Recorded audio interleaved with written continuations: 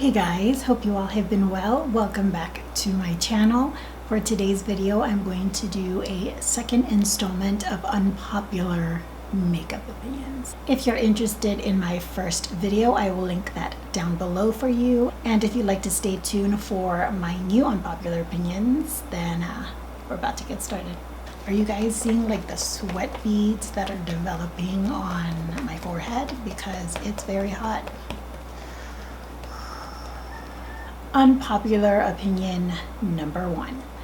That would be the cohesive palette. I think when you spend your money on anything, you want to make sure that you optimize the use of it. But for me, when it comes to eyeshadow palettes, with the amount that I currently have, there's my makeup collection at the back. I'm trying to like fiddle with new makeup background, so I'm like trying to get it every angle of my room. But going back to what I was saying, with the amount of eyeshadows that I have and keeping the ones that I like, kind of curating it to a point where I don't have a problem with purchasing an eyeshadow palette that for me is like visually appealing. I like certain colors, and maybe I can't create 1,000 looks from that particular palette, so it's enough for me just to want an eyeshadow palette, purchase it, and maybe if I need a color or two to come up with a look that I'm envisioning, I'll just dabble into something else I already have. I don't look at a palette and necessarily say, how many looks can I come up with you? It's like, I like you, and if there's anything I need, I'm pretty sure I have it somewhere else back there. So the thought of having like looking at a palette and saying, is it like cohesive? I understand the argument for it, but it's not necessarily something that I look for. Like, I don't look at a palette and think like, so how many ways can I use you? And that's gonna determine whether or not I spend money on you. For me, it's a matter of like, do I like you? I like you. Okay, so I'm gonna buy you. Unpopular opinion number two. It is the getting rid of, decluttering, no sight of limited edition products or discontinued items. I find that a lot of YouTubers either get rid of or try to avoid using limited edition products on their videos. And again, it's an argument that I understand, but it's just something that I don't necessarily I don't think about. If someone were to use a limited edition product on their videos, like, more props to you. It's something that you enjoy. If you truly do love it, I think people should be able to use the products whichever way they see fit. And if it's not available, there's always the option of finding other dupes. I think we've come to the point in the makeup industry, the makeup production line, where everything is dupable. You can mix products, you can find certain products. Maybe the highlighter you want is not necessarily a highlighter. Maybe it's an eyeshadow from a palette that you already own. You know what I mean? So I'm the type of person who sees a limited edition product, like maybe someone uses a highlighter that I don't own. Case in point, the Unreasy highlighter. I've wanted that. I don't have it. It's a limited edition product. But can I dupe it? More than likely the answer is yes. So if you want to use a limited edition product in your video, but you're just not doing it because it's not available, by all means use it, and let us just figure out how to duplicate it. It's dupable. Just use what you want to use, guys. We got you covered. There's nothing wrong with it. If you love something that is no longer, you continue loving it. You do you. Number three, it is the how do I put this?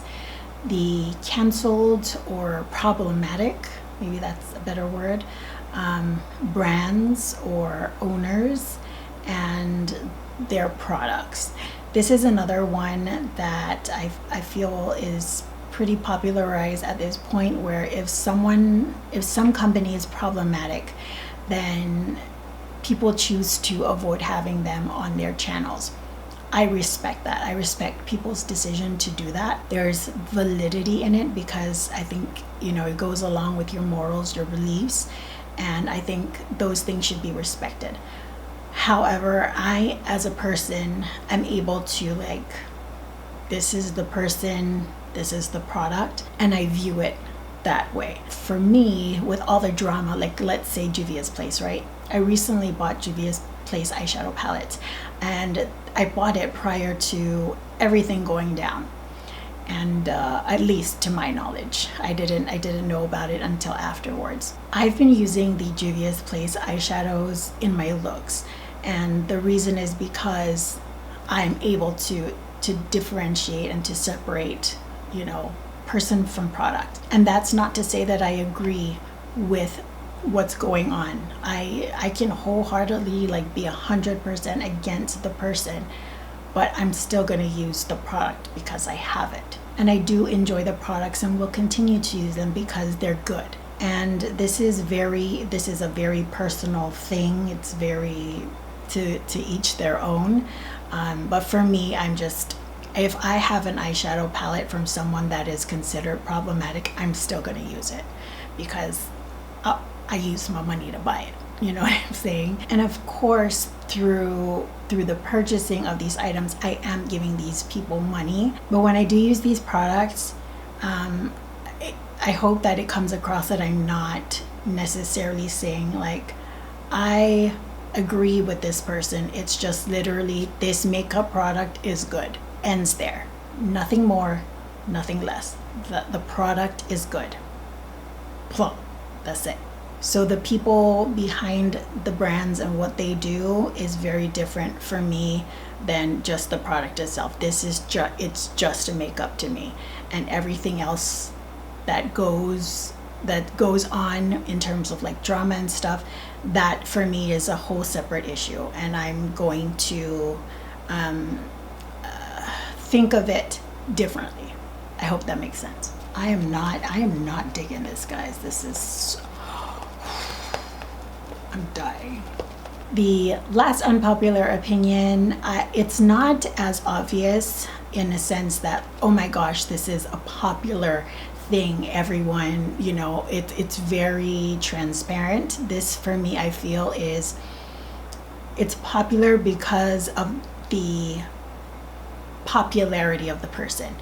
And I hope I'm going to explain that a little better. There are people on YouTube in the beauty community. They kind of categorize themselves into the beauty community that are very popular, meaning they have lots of views, they have lots of subscribers, and all the power to them. That's not necessarily my issue. I think if people are able to, gain an audience in any which way, I hope for, through positive things. Obviously, we all have different ways in how we want to gain audience, to be able to communicate and share our thoughts as we put them up on YouTube with other people, right? However, I find that when it comes to makeup, people that like certain YouTubers, beauty YouTubers, I'm gonna fan myself while I do this, guys, because it's so hot. There are people on here, and I would say mostly younger audience members, that follow beauty YouTubers, not because of their beauty sense, but because of their personality. There are beauty YouTubers that have made and grown their audience and, made themselves known with brands and with companies because they're very likable, because the personality that comes across on this screen it's marketable. And again, more props to these people. If that's how they're going to make money and that's how they're going to grow their channel, that's great. If people can make money off of their personality alone, that's not an issue. I think what I take issue with, maybe not take issue with, it's just kind of something that I wish were given more opportunities to people who are knowledgeable here. This is what I'm trying to say. Sometimes I feel that these influencers, beauty YouTubers that promote makeup, that talk about makeup, that are given opportunities to review makeup, sometimes they're not as knowledgeable as someone who's obviously more experienced. So these individuals, when they say, oh, I got this mascara from Benefit, it's amazing, you should get it. And then like they say a joke and it's like, okay, like she's so likable, I want to buy the mascara. For me, and maybe it's because I'm older and because like I'm a little bit more picky with makeup, I find that that's not enough for me. Like, your wonderful personality, and I give props, like there's people out there who I legit like just enjoy because of their personality, but that's not what I need in order for you to sell me Benefits mascara. Like I need a little bit more. Like,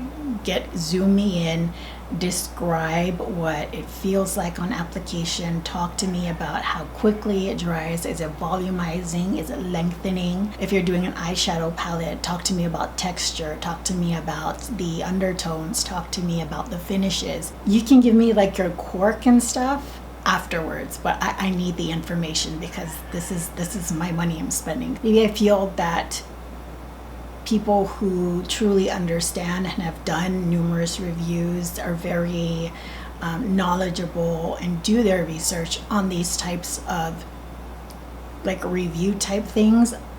I want them to handle more of the promotions, the advertising for these companies. There are a lot of influencers out there that know what they're talking about, so I'm not taking away from them, but there are those beauty influencers out there that are just, I know they're probably trying, and maybe their jokes and the cuteness and the personality is their way to compensate for maybe their lack of knowledge. And if that's the case, like if they want to learn more, great. There's always room for knowledge. There's always room for you to learn more. So if they can do that, that's wonderful.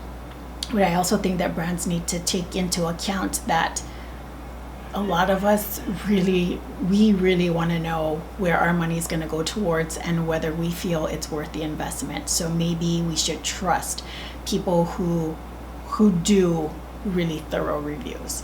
And I've done a video on this before. It is kind of beauty related. I think it was called like I'm Over the Drama or something like that. But I think it's worth noting that another unpopular makeup opinion or beauty related opinion is that I really don't care about the drama. I know about it because there are certain people that I watch who do like get ready with me's that talk about it, and that's honestly how I know about what's going on in the community, because I don't watch drama channels, I don't watch commentary channels. I literally I watch people declutter stuff like that. I'm on YouTube a lot for like makeup. If I'm looking for a makeup video, I want to see makeup. And so when I hear about drama stuff, I'm like, again, like, yo, like, I just want to see some lipsticks. Like, come on. If I wanted tea, I'd head out to my kitchen because got a lot of it over there. I don't need it on my screen. So I thought I'd just include that. Like, I don't care. I don't care. I think we've given like drama so much attention that it's like blah. And there are some drama issues that really need attention, but again, like, I honestly don't care. I don't care to hear about it. So I watch my declutter and haul videos. So I guess that ends this unpopular makeup opinions video. Please take it lightheartedly. This is not meant to offend anyone. If you have a different opinion from mine, let's start some conversations below. I'm not here or saying this to start like this. I mean, I just told you guys I don't like drama. But if you have something to share down below, whether it's your own unpopular makeup opinions, I would love to hear them. And yeah, let's see what conversations we can come up with in the comment section down below. If you guys enjoyed this video and would like to be updated for future videos, go ahead and click the red subscribe button down below. I would really appreciate it. This makeup look, along with all my other makeup looks that you can find on my channel, can be found on Instagram. First link in the description box down below. Until the next video, I hope you all are doing well, taking great care of yourselves. I will see you all next time. Bye guys.